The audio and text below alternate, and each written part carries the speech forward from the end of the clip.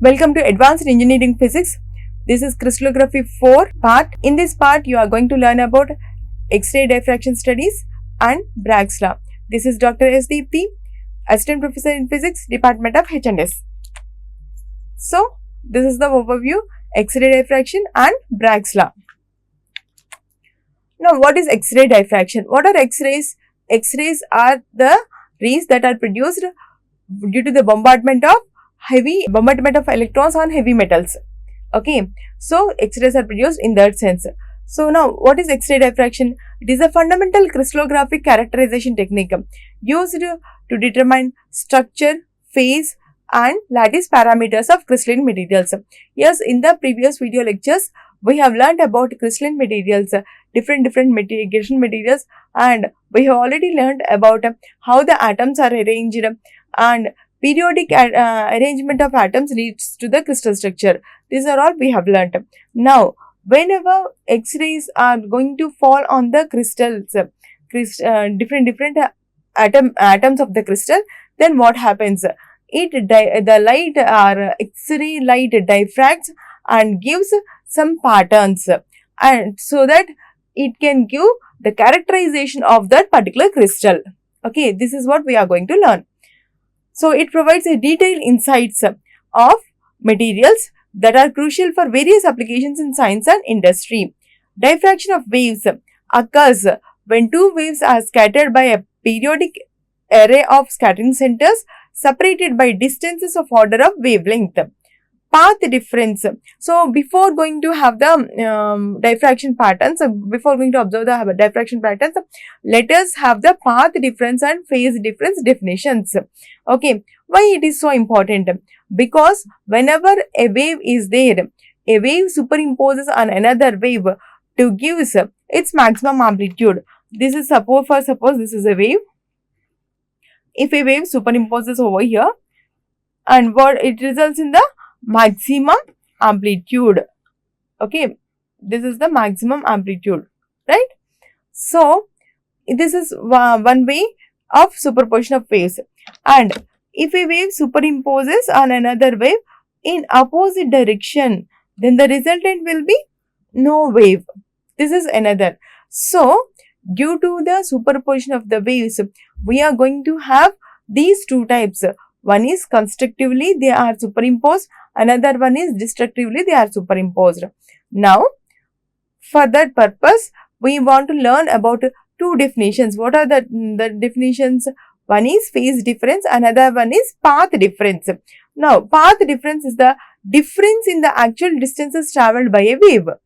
Difference in the actual distances travelled by a wave. Now, what is phase difference?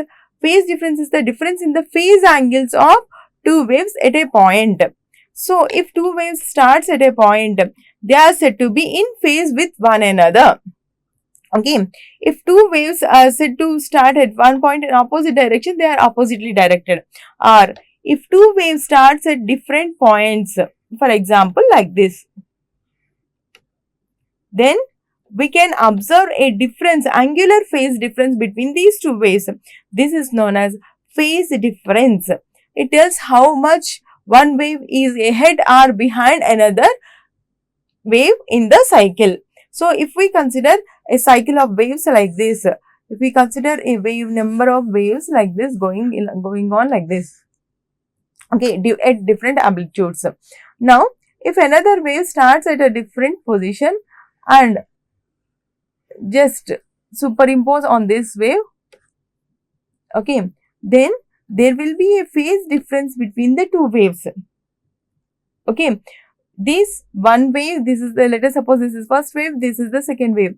So, the second wave is ahead of the first wave with so and so angle called as phi is equals to, let us say, this the difference between them as 15 degrees. Okay, like that. So, this is the phase difference. The phase difference is the difference in the phase angles of the two waves. So, why we are considering this phase difference and path difference?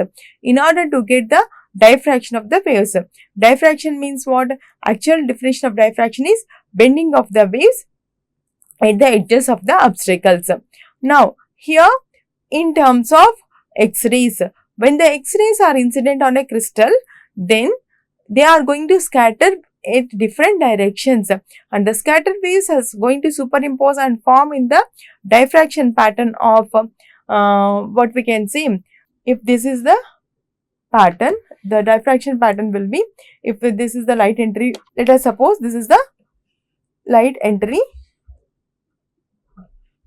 path, small aperture, then the diffraction pattern consists of dark band followed by bright and dark bands on either side of central bright band. This is what we are going to observe in the diffraction pattern. This is the diffraction pattern whenever, whatever may be the whether it is a light ray, whether it is a X-ray, visible light ray, or whether it is a X-ray, and so on. Whatever it may be, this is the observed diffraction pattern.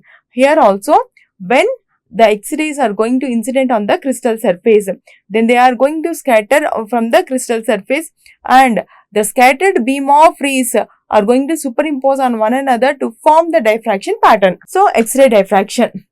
X-rays interact with electrons, not nuclei. Okay, X-rays interact with only electrons. Each atom acts as a scattering center, re-radiating incident wave. So, what happens here? Whenever the X-rays is incident on a particular, see the diagram. Whenever the X-rays is incident on a particular atom, then the X-rays are going to scatter in different directions following particular path. Okay. So, total diffracted amplitude is equals to vector sum of the waves of scattered by all atoms. Vector sum of waves scattered by all atoms. So, we have already talked about this one in the previous slide. What we have known, just the diffraction pattern is observed due to the superposition of waves at different amplitudes. Okay, so they superimpose in one direction. When they superimpose in one direction, they'll give central bright band. When they superimpose in opposite direction, they'll give dark band, and so on. So, here also, this is the total diffracted amplitude is the vector sum of waves scattered by all atoms. Here, whenever the X-rays are going to incident on the atoms that are positioned at a particular positions or at a particular lattice points, then the scattered rays will be coming as vector sum of the waves. Okay, XRD is a coherent elastic scattering of X-rays by periodic electron density of crystal lattice, producing interference maxima in specific directions defined by lattice geometry. Okay, so interference maxima and minima, that what we have observed, the superposition of the different waves. Okay, it gives the interference maxima and minima. Now, when a beam of monochromatic X-rays falls on a crystal, each atom becomes a source of scattering radiation. This is what we have observed in the previous slide also. But here, we are now supposed to see about Bragg's law. What is Bragg's law? Bragg, a scientist, has given that whenever the X-rays are incident on a particular atom, then the scattered rays shows the diffraction patterns. Okay. So, in crystals, there are certain planes which are rich in atoms at certain glancing angles of reflections from the set of planes that are in phase with each other, to produce maximum intensity. When the waves are in phase with each other, then only we are going to have the maximum intensity. So, consider a set of parallel planes in a crystal separated by a distance d. Okay. So, d is known as interplanar distance.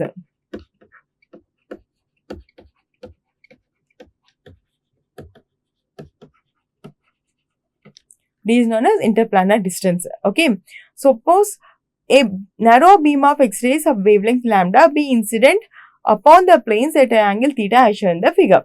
So, this is the incident beam. Okay. This is the incident beam. This is the scatter beam. Consider a ray PA is reflected at atom A, and the scattered AR is the scattered ray in the plane 1. This is plane 1. First plane, this is second plane. Okay, so now from A, next another ray QB reflected at another atom B in the direction BS. So Q, B, B, S. This is from the plane 2. Okay, plane 2, plane 1. Now what happens here? There is a now from atom A, drop perpendicular onto the incident ray QB and reflected ray BS. So drop perpendicular. AC is one perpendicular and AD is another perpendicular. Drop the perpendiculars over here on QB and BS. Okay. Then the path difference between the rays. What are the scattered rays? AR and BS are the scattered rays. So finally, what are the scattered rays? AR and BS are the scattered rays from the figure. Okay. So what we need to find out? We need to find out the path difference between these two rays. As these two rays are scattering from different planes, we want to know the total path difference between the scattered rays, the outcoming rays.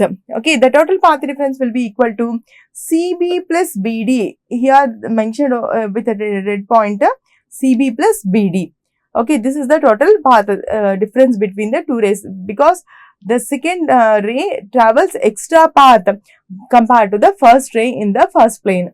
Okay, now high intensities, the two rays will be in phase or out of phase, depends upon the path difference. Okay, now high intense spot will be produced when the path difference is equal to integral multiple of wavelength lambda. Okay, so this high intensity spot. Now this is equal to the total path difference is equals to integral multiple of wavelength lambda. CB plus BD is equals to n lambda. From the figure, triangle ACB. This is triangle ACB. Okay. Sin theta is equals to, this is theta over here, sin theta is equals to, what is sin theta? Opposite side by hypotenuse. AB will be the hypotenuse, since AC is the perpendicular dropped from A onto QB. Okay. So, from triangle ACB, sin theta is equals to CB by AB. That is, CB is equals to AB sin theta, that is equals to D sin theta. So, also similarly, BD also is equals to, BD also is equals to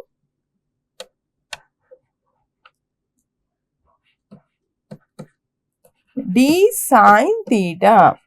So, okay. So, CB plus BD is equals to 2D sin theta. D sin theta plus D sin theta, 2D sin theta. So, 2D sin theta is equals to n lambda, which is the known as Bragg's law. Okay. So, in conclusion to this lecture, you have learned about X-ray diffraction and Bragg's law. In the next video lecture, you are going to learn about scanning electron microscope, powdered method, and their significance and all. Thank you.